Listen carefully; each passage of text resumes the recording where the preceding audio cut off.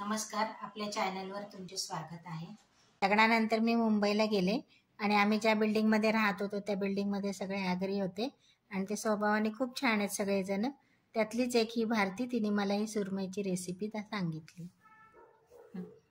आता ही सुरमई छोटी घेतली, मी अर्धा किलोची सुरमई आहे।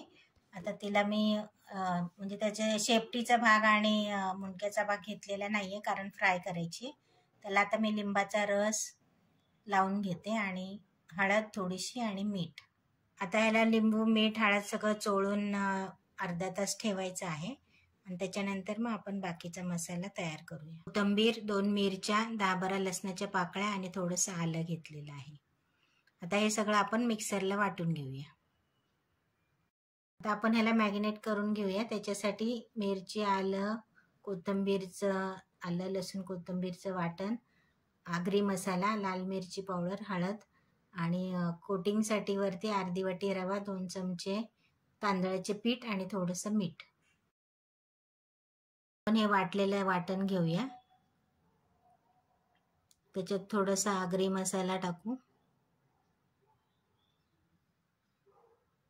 लाल मिरची पावडर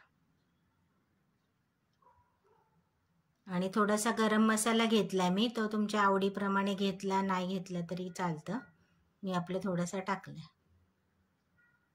आणि आता हे सगळं मिक्स करून आपल्याला सुरमईच्या पीसेसला सगळं लावून घ्यायचंय।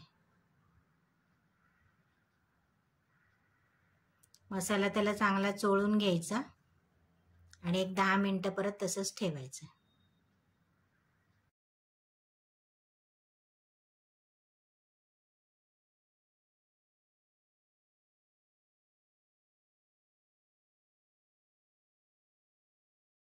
आता आपण कोटिंगसाठी जास्त जर क्रिस्पी पाहिजे असेल तुम्हाला तर नुसता रवाच घेऊ शकता तुम्ही, तांदळाचं पीठ नाही घेतलं तरी चालतं।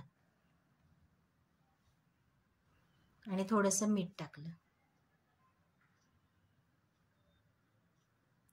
आता आपण तेल गरम करायला ठेवले। आता हे रव्यामध्ये प्रत्येक पीस असा चांगला दोन्ही बाजूनी बुडवून मग तो तेलामध्ये टाकायचा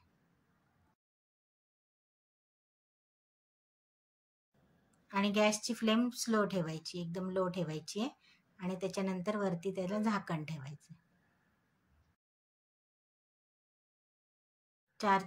4 ते 5 मिनिटं झाकून ठेवायचं आणि मग नंतर त्याला पलटी करायची।